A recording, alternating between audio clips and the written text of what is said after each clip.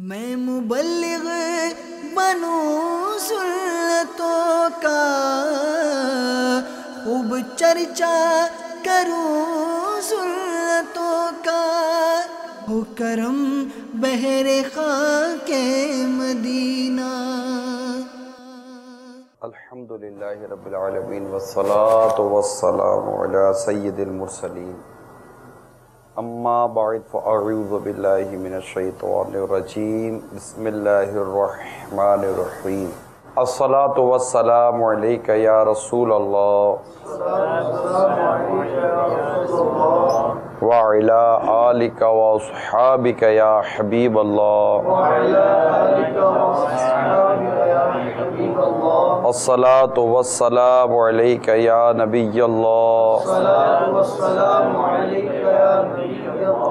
وعلی آلک واصحابک یا نور اللہ۔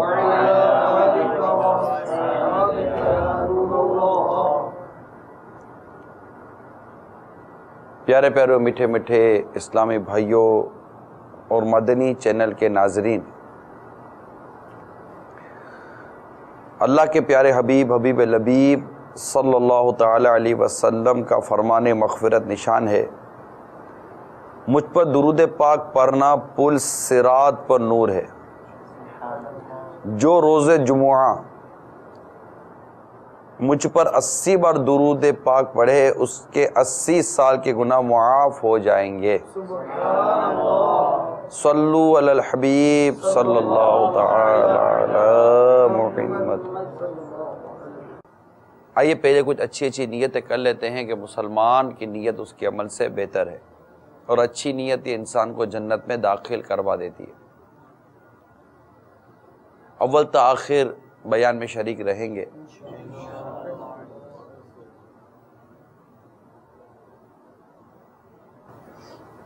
اسی طرح دو زانوں بیٹھنے کی ہم سب نیت کرتے ہیں، جہاں جہاں جتنا ہو سکا دو زانوں بھی بیٹھا کریں گے انشاءاللہ تعالی۔ اہم مدنی پھول لکھ لیں گے، حسب موقع عز و جل صلی اللہ تعالی علیہ وسلم رضی اللہ تعالی عنہ رحمت اللہ تعالی علیہ بھی کہنے کی نیت کر لیجئے۔ میں بھی نیت کرتا ہوں اعلیٰ کلمت الحق، یعنی اللہ تعالیٰ کا کلمہ بلند کروں گا۔ یہ بھی نیت کرتا ہوں کہ نیکی کی دعوت دوں گا، برائی سے منع کروں گا، دعوت اسلامی کے جملہ مدنی کا بشمول مدنی قافلہ مدنی انعامات وغیرہ کی رغبت بھی دلاؤں گا۔ صلو علی الحبیب صلی اللہ تعالی،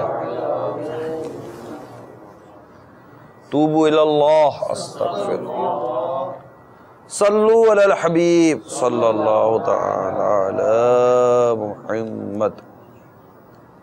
الحمدللہ عز و جل رجب المرجب کا پیارا پیارا مہینہ جاری و ساری ہے، اور یہ وہ ماہ مبارک ہے کہ جس کی 27 تاریخ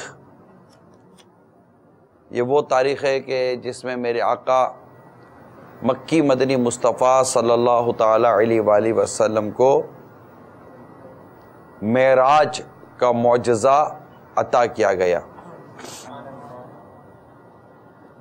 یعنی میرے آقا صلی اللہ تعالی علیہ وسلم نے اپنے سر کی آنکھوں سے پیارے رب عز و جل کا دیدار کیا۔ میرے آقا اعلیٰ حضرت امام اہل سنت مجدد دین و ملت پروانہ شمع رسالت امام عشق و محبت مولانا شاہ امام احمد رضا خان علیہ رحمت الرحمن لکھتے ہیں، وہی لا مکان کے مکی ہوئے، سر عرش تخت نشی ہوئے۔ یہ نبی ہیں جن کے ہیں یہ مکان، وہ خدا ہے جس کا مکان نہیں۔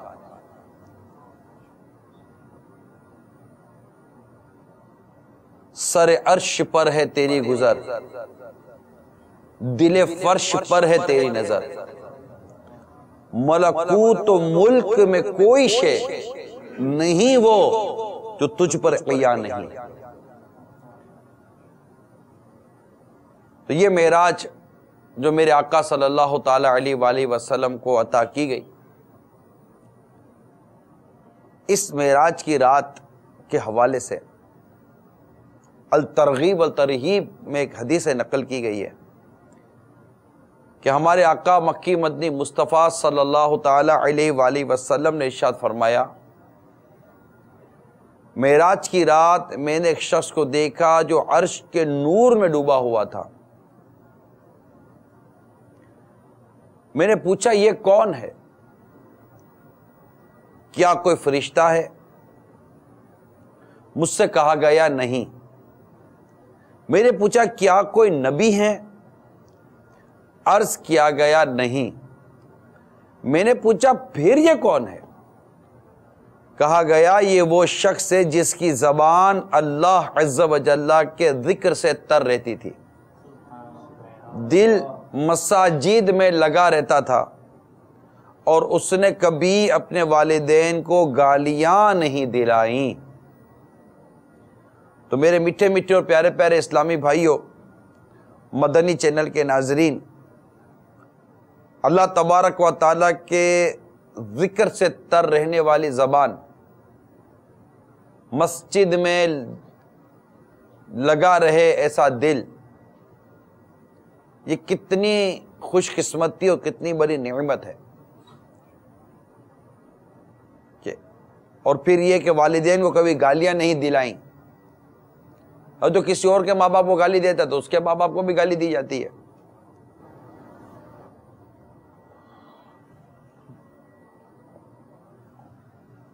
تو زبان اللہ تعالیٰ کے ذکر سے تر رہے، یہ بڑی نعمت اور بڑی سعادت کی بات ہے۔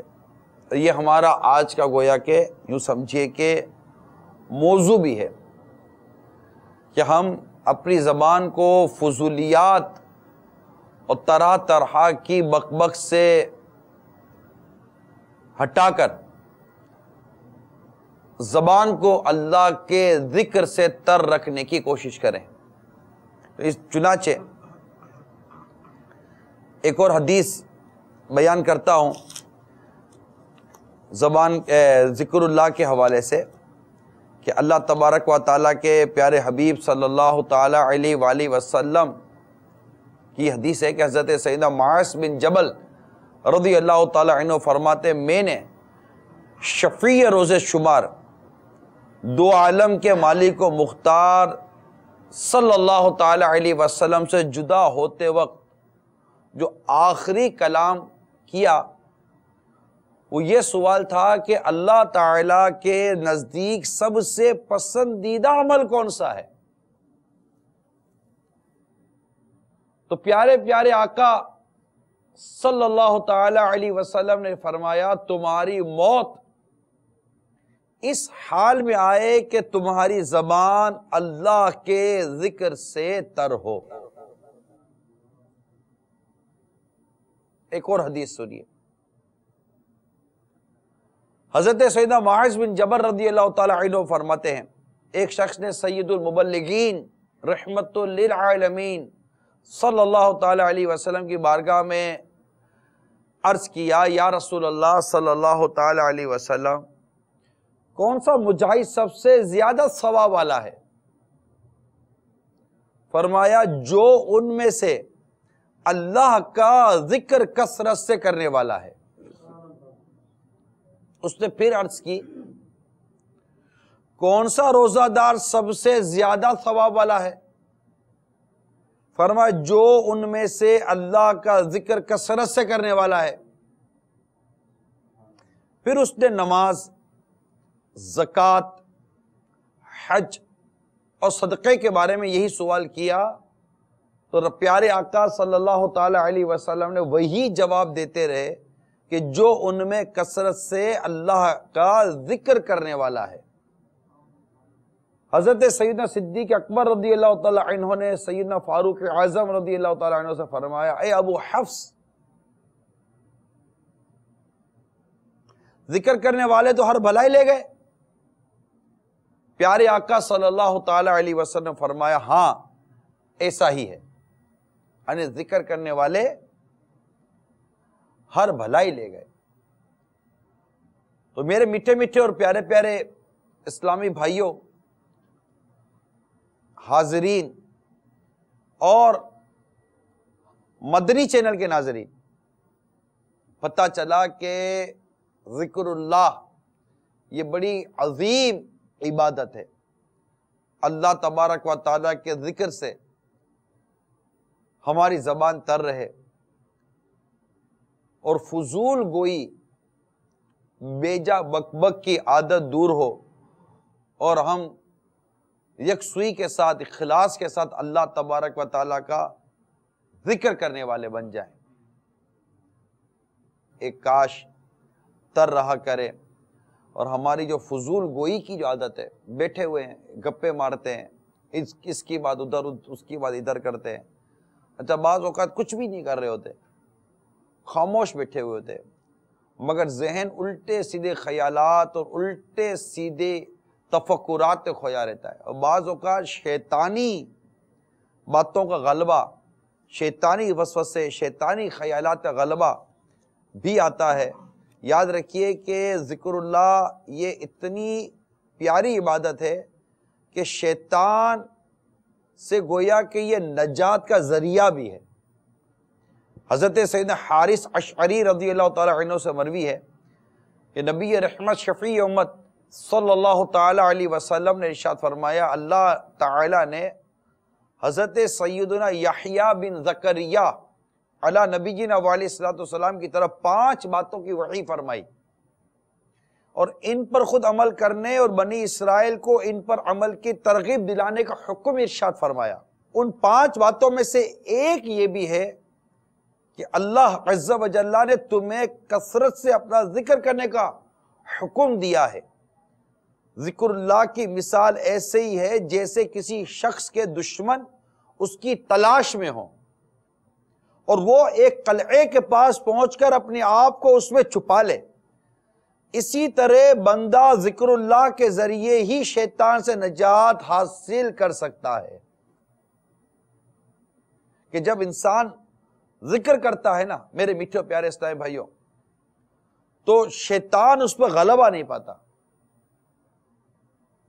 اور اگر یہ ذکر کرنا بند کر دے تو شیطان غلبہ پا لیتا ہے۔ اپنی زبان کو ذکر و درود سے تر رکھا جائے تو اس سے الحمدللہ نفس و شیطان کے غلبے سے بھی بندہ بچا رہتا ہے، اور ذکر اللہ یہ اللہ تبارک و تعالی کے عذاب سے نجات کا بھی بہترین ذریعہ ہے۔ حضرت سیدنا عبداللہ بن عمر رضی اللہ تعالی عنہما سے مروی ہے کہ تاجدار رسالت صلی اللہ تعالی علیہ وآلہ وسلم نے ارشاد فرمایا، ہر چیز کی صفائی ہوتی ہے، ہر چیز کی صفائی ہوتی ہے، اور دلوں کی صفائی اللہ عز و جل کا ذکر ہے، اور ذکر اللہ سے بڑھ کر اللہ کے عذاب سے نجات دلانے والی کوئی چیز نہیں۔ صحابہ کرام علیہ رضوان نے عرض کیا، یا کیا اللہ تعالیٰ کی راہ میں جہاد کرنا بھی نہیں؟ فرمایا نہیں، اگرچہ مجاہد تلوار ٹوٹنے تک لڑتا رہے۔ اتنا قرآن میں اور حدیث میں اس قدر اللہ تبارک و تعالیٰ کے ذکر کرنے کی، اللہ کی یاد کرنے کی میرے میٹھے اور پیارے اسلام میں ترغیب دلائی گئی ہے، لیکن یقین مانیے ہماری بدقسمتی، ہماری یہ محرومی ہے کہ ہم اللہ تبارک و تعالیٰ کا ذکر چھوڑ کر، اس کی حمد چھوڑ کر ایک سے ایک ورد وظیفہ، ایک سے ایک ورد وظیفہ، حدیثیں ان اوراد اور وظائف سے مالا مال ہیں، مالا مال۔ الحمدللہ ہم عموماً کسی جامع شرائط پیر کے مرید ہوتے ہیں، جیسے میں امیر علیہ سنت حضرت علامہ مولانا الیاس قادری صاحب کا مرید ہوں، کوئی کس کا مرید ہے، کوئی کس کا مرید ہے، تو عموماً پیر صاحب اپنے مریدوں کو شجرہ دیتے ہیں، اور وہ شجرہ اوراد و وظائف سے مالا مال اور بالکل بھرا ہوا ہوتا ہے۔ آج ہماری جیب میں بھی ہوتا ہے، پڑھتے نہیں ہیں، تسبیح جیب میں ہوتی ہیں، نکالتے نہیں ہیں۔ ہمارا دل، ہمارا دماغ، ہمارا خیالات، ہمارے تفکرات بالکل منتشر سے ہوتے ہیں. اتنی فضیلت ہے. میں آپ کو چلیں آپ کی تحریص کے لیے، آپ کی حرص کے لیے، جیسے کہ چند فرامین مصطفیٰ صلی اللہ تعالی علیہ وسلم ذرا بڑی محبت سے سنیے.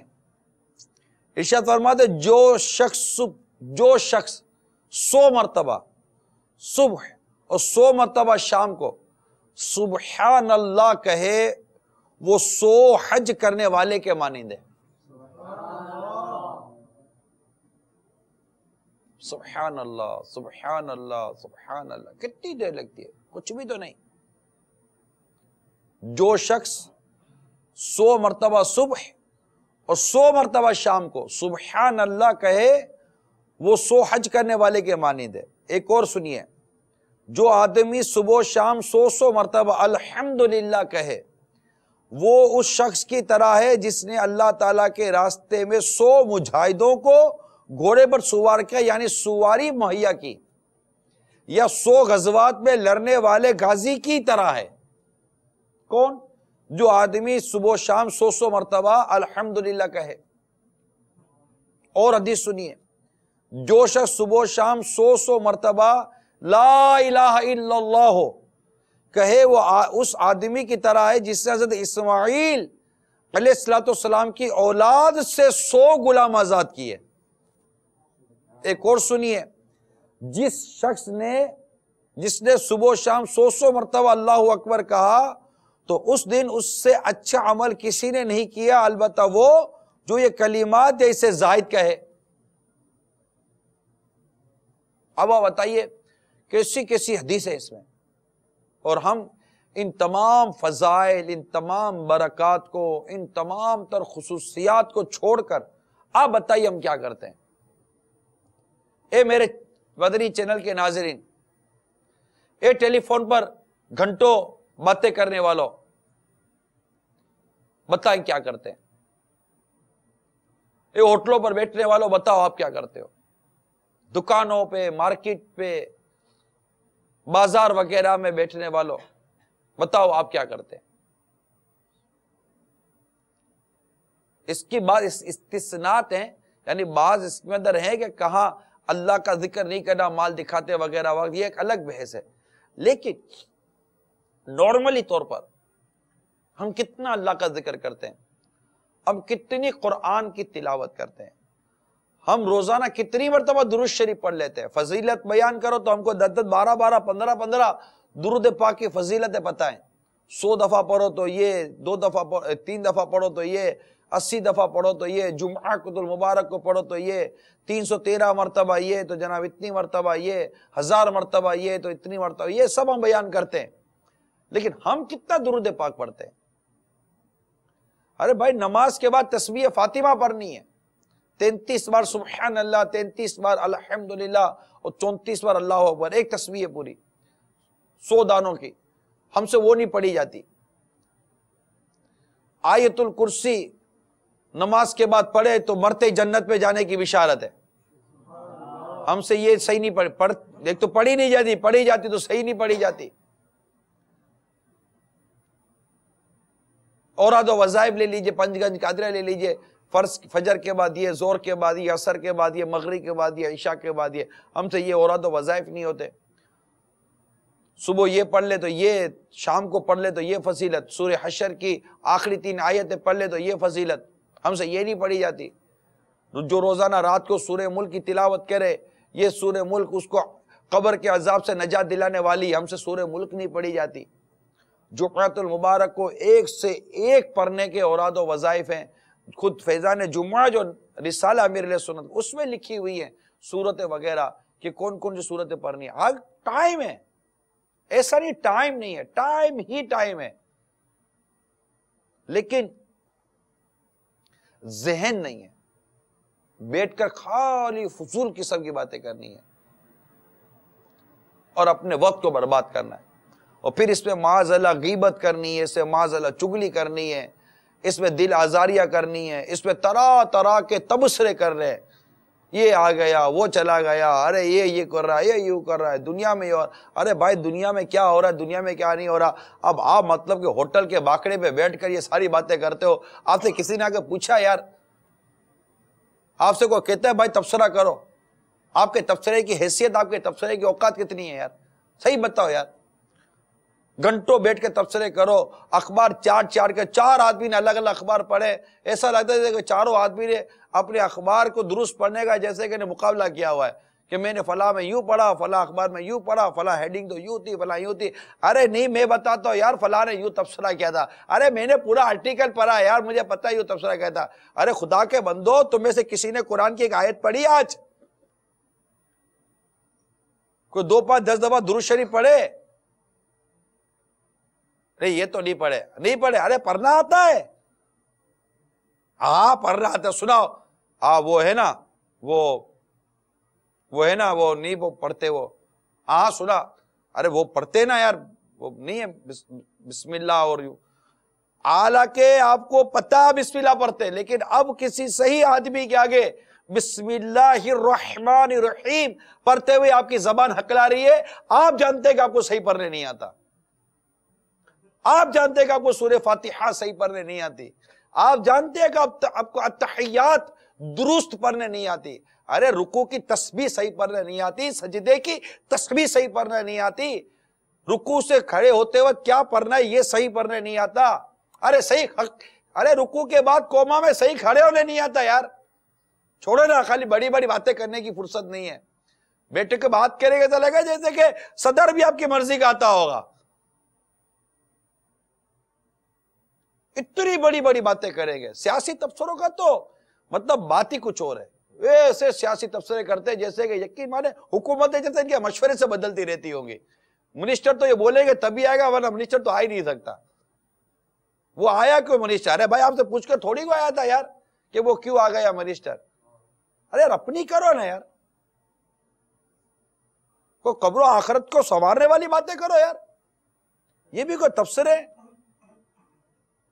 پھر اس کے گھر میں تبصرہ، تو اس کی نماز میں تبصرہ، تو اس کی عبادت میں تبصرہ، اس کے شب و روز میں تبصرہ، تو اس کی چلنے پر تبصرہ، اس کے پہننے پر تبصرہ، اس کے بولنے پر تبصرہ، اس کے ہیئر اسٹائل پر تبصرہ، تو اس کا منہ ایسا کیوں تبصرہ، ارے یار چھوڑو یار، کیا ہو گیا کسی کا منہ ایسا کیوں ہے، آنکھ ایسی کیوں ہے، اس کا دانت ایسا کیوں ہے، اس کے ناک دیکھیے، ارے بھائی ناک کیا، ہاں دیکھ لی کیا ہو جائے گا ناک، آپ کے ٹیڑھی ناک بولنے سے کہ اس کی ناک سیدھی ہو جائے گی؟ نہیں نا، کیوں بول رہے ہیں آپ؟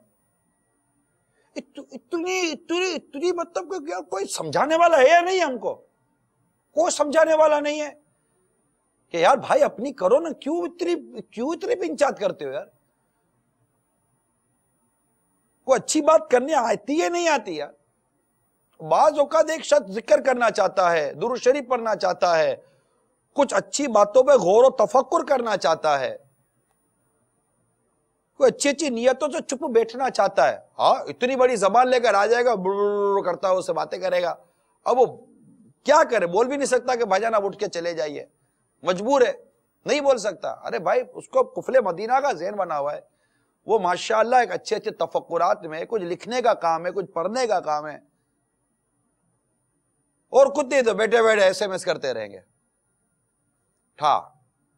2 3، اگلا فارغ بیٹھا ہوا ہے آپ کے 3 3 5 5 10 10 ایس ایم ایس پڑھتا رہے، آپ بولو گے نہ پڑھے، ارے بھائی کھولنے کے بعد پتہ چلتا ہے کہ یہ کچھ ابو الفضول کا ایس ایم ایس آیا ہے، جب کھولتے تو پتہ چلتا ہے نا، ورنہ تو گھنٹی بجی تو اس بیچارے کو سارا کام چھوڑ کر ایس ایم ایس دیکھنا ہوتا ہے کہ ہو سکتا ہے کسی کام کا ایس ایم ایس ہو، پتہ چلا کام کا تو کیا آدمی ہوگا، مسٹر ابو الفضول آ گیا ہے، اور بس ادھر ادھر کی لے کر بیٹھا، بعض لطیفے ایس ایم ایس کرتے ہو یار، ارے کچھ خدا کا خوف کرو یار، عجیب و غریب قسم کی حرکتیں کر رہے ہیں آپ، وہ کام کی بات کرو یار۔ آپ بولو گے نہیں میں نے تو حدیث بھیجی تھی، ارے بھائی کس سے تصدیق کر کے بھیجی تھی؟ میں تو شریعت اسلام کی بات، بھائی کس سے تصدیق کر کے بھیجی تھی؟ میں نے تو شریعت کا مسئلہ کس سے تصدیق کر کے بھیجا تھا؟ غلط مسئلے بھیجتے بعض اوقات معاذ اللہ کفریہ تک بھیجتے ہیں، کون سی دنیا میں ہو بھائی؟ خالی تبصرے کرنے آتے ہیں، کوئی شریعت کی دین کی باتیں بھی سیکھی؟ بھائی یہ سمجھ جائیے تو بولے کون ہم کو یار؟ اتنی بڑی تو زبان ہے، جو بولے اس کی زبان بھی کھینچ لے، اتنا بڑا تو ہاتھ ہے، سمجھنے کے لیے تیار نہیں ہے۔ اگر عمر بڑی ہے تو زبان بھی بڑی ہے۔ آپ بولو کہ تجربہ میرا بہت بڑا ہے، تمہیں کیا پتا؟ ارے بھائی مجھے سب پتا ہے یار، چھوڑو نا یار، چچا جان اللہ کا ذکر کرو نا، کیا ضرورت ہے چچا جان اتنی بڑی عمر میں جا کر اتنی مطلب کہ بھوئیں سفید ہو گئے، چچا جان ابھی کبھی بھی پیغام آ جائے گا، جانا پڑے گا، کسی کو بھی جانا پڑ سکتا ہے، مگر اب بڑھاپے کے بعد زندگی اب ہے کیا؟ فارغ بیٹھے ہوئے، نوکری ختم ہو گئی، سب کچھ بیٹھے ہوئے تبصرے کر رہے ہیں، گھر والوں کو بور کر رہے ہیں، بچوں کو بور کر رہے ہیں، سب کا دماغ کھا رہے ہیں، بازار میں جاؤ تو تنگ، گھر میں بیٹھو تو تنگ۔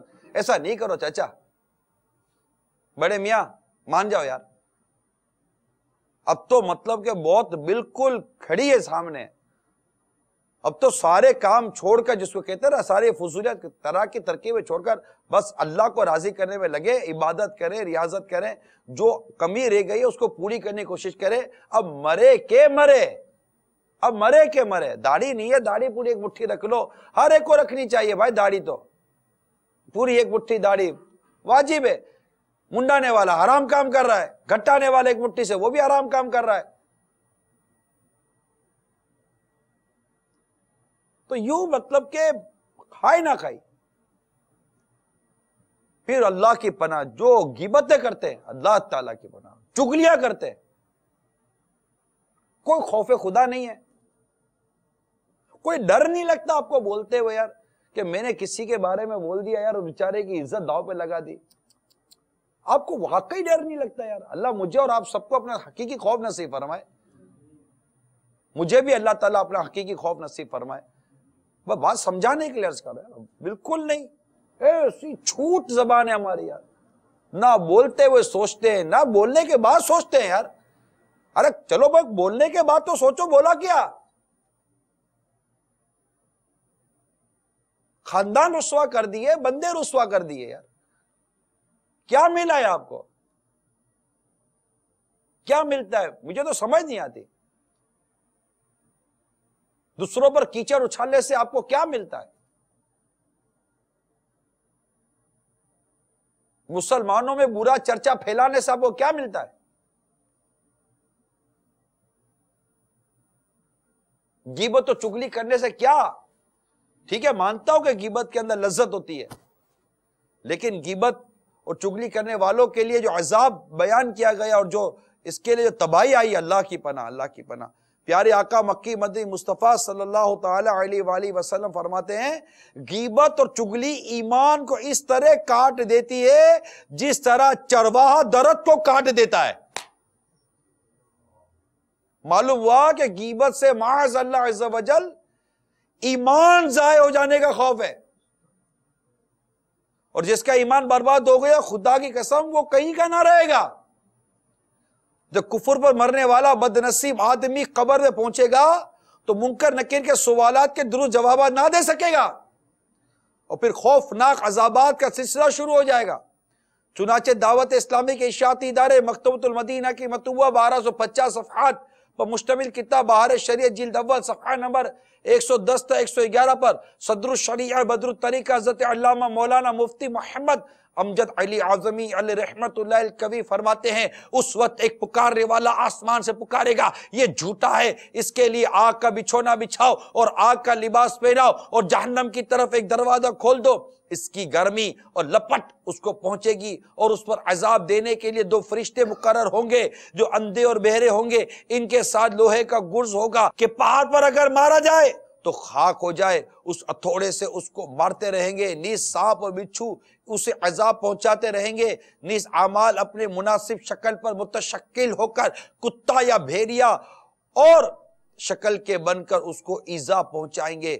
قیامت کے میدان میں بھی کافر پر طرح طرح کے عذابات کا سلسلہ ہوگا اور بالآخر منہ کے بل گھسیٹ کر جہنم میں جھونک دیا جائے گا جہاں اسے ہمیشہ ہمیشہ رہنا ہوگا۔ صدر الشریعہ بدر الطریقہ حضرت علامہ مولانا مفتی محمد امجد علی اعظمی علیہ رحمت اللہ الکوی مختلف دل ہلا دینے والے عذابوں کا تذکرہ کرنے کے بعد فرماتے ہیں پھر آخر میں کفار کے لیے یہ ہوگا کہ اس کے قد برابر آگ کے صندوق میں اسے بند کریں گے گے، پھر اس میں آگ بھڑکائیں گے اور آگ کا قفل یعنی آگ کا تالا لگایا جائے گا، پھر یہ صندوق آگ کے دوسرے صندوق میں رکھا جائے گا اور دونوں کے درمیان آگ جلائی جائے گی اور اس میں بھی آگ کا قفل یعنی آگ کا تالا لگایا جائے گا، پھر اسی طرح اس کو آگ اور صندوق میں رکھ کر اور آگ کا قفل لگا کر آگ میں ڈال دیا جائے گا۔ تو اب ہر کافر، ہر غیر مسلم یہ سمجھے گا کہ اس کے سوا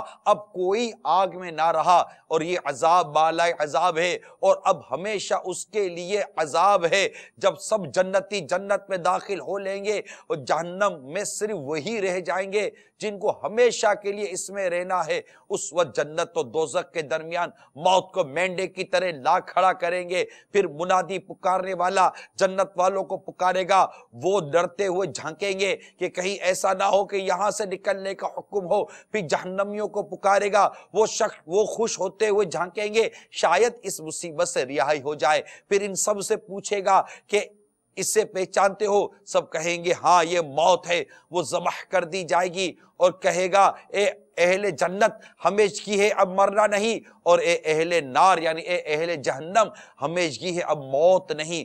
اس وقت ان یعنی اہل جنت کے لیے خوشی پر خوشی ہے اور ان یعنی دوزخیوں کے لیے غم بالائے غم۔ ہم اللہ تعالیٰ سے معافی کا سوال کرتے ہیں اور دین و دنیا اور آخرت میں عافیت مانگتے ہیں۔ عطار ہے ایمان کی حفاظت کے سوالی، عطار ہے ایمان کی حفاظت کے سوالی، خالی نہیں جائے گا یہ دربار نبی سے۔ اے میرے میٹھے میٹھے اور پیارے پیارے اسلامی بھائیوں اور مدنی چینل کے ناظرین اور اے میرے پیارے پیارے حاضرین اسلامی بھائیوں، بڑی سخت آزمائش ہے۔ کہیں ایسا نہ ہو کہ ہمارا کوئی کلمہ اور وہ کفریہ کلمہ ہو، اللہ کی پناہ، اللہ نہ کرے اللہ نہ کرے اللہ نہ کرے، کوئی سا قول کوئی سا فعل ہم سے سرزد ہو جائے، اللہ کی پناہ۔ آئے ہائے، بولتے ہوئے بھی کیسے بولوں میں؟ بس اللہ تعالی ہمارا ایمان سلامت رکھے، اللہ ہمارا ایمان سلامت ہے عطار تیری عطا سے مسلمان ہیں ہم سب بھی تیری عطا سے ہو ایمان پر خاتمہ یا الہی، ہو ایمان پر خاتمہ یا الہی۔ اللہ تبارک و تعالی ہمیں زبان کی حفاظت کی توفیق عطا فرمائے اور ہمیں دنیا اور آخرت کی ذلت اور رسوائی سے بچائے کہ یہ زبان کہیں ہم کو قیامت کے روز پھنسا نہ دے۔ ایک کاش ہم اپنی زبان کی اہمیت کو سمجھنے کی کوشش کریں اور جہنم کے عذاب سے خود کو ڈرائیں کہ کہیں کوئی قول، کہیں کوئی غیبت، کہیں کوئی چگلی اللہ تبارک و تعالیٰ کی ناراضگی کا سبب بن گئی، اس کے پیارے حبیب صلی اللہ تعالی علیہ وسلم کے روٹھنے کا سبب بن گئی۔ ذرا سوچئے بنے گا کیا؟